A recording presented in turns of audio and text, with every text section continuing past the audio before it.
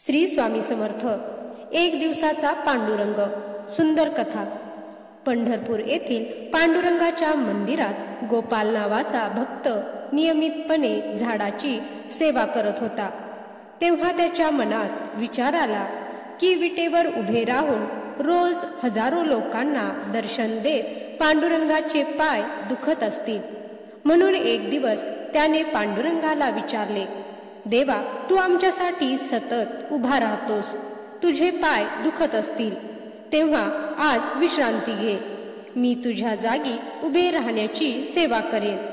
त्यावर पांडुरंग म्हणाला, ठीक आहे, पण तू इथे उभा राहून कोणालाही काही सांगू नकोस, फक्त हसत उभा राहा. पांडुरंगाचे हे बोलणे गोपालने मान्य केले व दुसऱ्या दिवशी तो पांडुरंगाच्या जागी उभा राहतो. तेव्हा तेथे भक्तांचे येणे सुरू झाले. पहिला भक्त येतो, तो श्रीमंत भक्त असतो. तो देवाला म्हणतो, हे देवा, मी लाखो रुपयाची देणगी दिली आहे, माझ्या व्यवसायामध्ये भरभराट होऊ दे. त्यानंतर तो श्रीमंत भक्त तिथून निघून जातो, पण चुकून त्याचे पैशांनी भरलेले पाकीट तेथेच पडते. पण देवाने काहीच न करता फक्त उभे राहण्याचे सांगितलेले असल्यामुळे गोपाल त्याचे पाकीट त्याला परत देऊ शकला नाही आणि त्यामुळे तो फक्त हसत उभा राहिला. पुढे तेथे एक गरीब भक्त येतो. तो भक्त पांडुरंगाला म्हणतो, देवा, हा 1 रुपया मी तुला अर्पण करतो, माझी ही धनाची सेवा स्वीकार कर. तसेच मला नेहमी तुझ्या चरणांपाशी ठेव, माझ्याकडून तुझी भरपूर सेवा करून घे. देवा, माझी बायको व मुले 2 दिवसांपासून उपाशी आहेत, घरात अन्नाचा कण नाही, सगळा भार मी तुझ्यावर सोडला आहे. जे काही होईल ते तुझ्या इच्छेप्रमाणे होईल असा मला विश्वास आहे. असे म्हणून तो भक्त आपले डोळे उघडतो. तेव्हा त्याला तिथे पैशाने भरलेले पाकीट दिसते. तेव्हा देवाचे आभार मानून तो ते पाकीट घेऊन जातो व आपल्या उपाशी बायकोला आणि मुलांना त्या पैशाचे अन्न देतो. यावेळीही गोपाल काहीच न बोलता हसत उभाच असतो. काही वेळाने तिथे एक नावाडी येतो. देवाला उद्देशून म्हणतो, हे पांडुरंगा, आज मला समुद्रातून खूप लांबचा प्रवास करायचा आहे, तेव्हा सर्व व्यवस्थित होण्यासाठी आशीर्वाद दे. असे म्हणून नावाडी भगवंताच्या पाया पडून जाऊ लागतो. तेवढ्यामध्येच तिथे पहिला श्रीमंत भक्त पोलिसांना घेऊन येतो आणि तिथे पाकीट नसल्याचे बघून तो श्रीमंत भक्त पोलिसांमार्फत पाकीट चोरल्याच्या संशयावरून नावाड्याला अटक करतो. तेव्हा गोपालला खूप वाईट वाटते, पण तो काहीच करू शकत नसल्याने फक्त बघत उभा राहतो. तेव्हा नावाडी पांडुरंगाला म्हणतो, हे पांडुरंगा, हा काय खेळ मांडला आहेस? मी काहीच केले नाही, तरी मला याची शिक्षा का?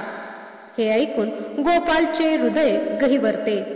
तो विचार करतो की स्वतः पांडुरंग जर इथे असता तर त्याने काहीतरी केलेच असते. असे म्हणून न राहून पांडुरंग रूपातील गोपाल बोलू लागतो आणि पोलिसांना म्हणतो की पाकीट नावाड्याने चोरले नसून गरीब भक्तांनी घेतले आहे. त्यानंतर पोलीस नावाड्याला सोडून देतात आणि नावाडी व श्रीमंत हे दोन्ही भक्त देवाचे आभार मानून तेथून निघून जातात.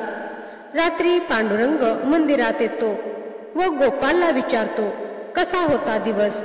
गोपाल म्हणतो, पांडुरंगा, मला वाटलं होतं की इथे उभे राहणे फार सोपं काम आहे, पण आज मला कळाले की हे काम किती अवघड आहे.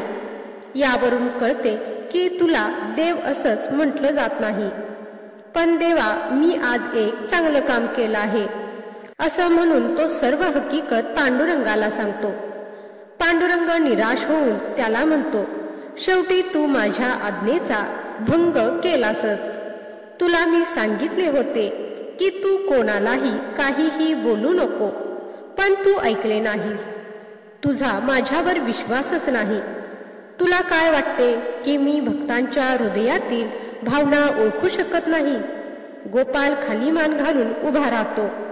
पांडुरंग पुढे म्हणतो, अरे त्या श्रीमंत माणसाने दिलेल्या देणगीतील पैसे हे चुकीच्या मार्गातील आणि भ्रष्टाचारातील होते आणि त्या पैशांच्या बदल्यात त्या श्रीमंत माणसाला भरभराट हवी होती आणि माझ्याकडून तसा आशीर्वाद मिळवू इच्छित होता.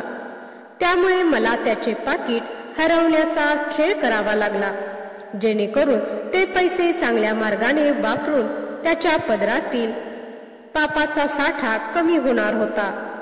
दुसरी गोष्ट अशी की त्या गरीब भक्ताकडे फक्त शेवटचाच 1 रुपया राहिला होता. तरी देखील श्रद्धेने व भक्तीने त्याने मला तो अर्पण केला. म्हणून पैशांचे पाकीट मी त्याला दिले, कारण तो सर्व पैसे स्वतःसाठी, कुटुंबाच्या गरजा भागवण्यासाठी आणि त्याच्यासारख्याच गरजू लोकांची मदत करण्यासाठी वापरणार होता. पुढे गोपाल म्हणतो, मग नावाड्यावरती चोरीचा आळ आला, त्यामध्ये त्याची काय चूक होती? पांडुरंग म्हणतो की नावाड्याने काहीही चुकीचे केले नव्हते, पण तो समुद्रामध्ये लांबच्या प्रवासाला जाणार होता आणि तो जिथे जाणार होता तिथील वातावरण खूप खराब आहे. मोठमोठ्या लाटा जोराने वाहत आहेत. या परिस्थितीत तो आपली नाव वाचवू शकला नसता व त्याचे प्राण गेले असते. म्हणून मी त्याला अटक करण्याचा खेळ रचला, जेणेकरून तो तुरुंगामध्ये बंद राहील व मोठ्या संकटापासून वाचेल. पण तुला वाटले की आपण 1 दिवसाचा देव झालो, म्हणजे आपण सगळे समजू लागलो आणि तू तर सर्व खेळावरच पाणी सोडलेस.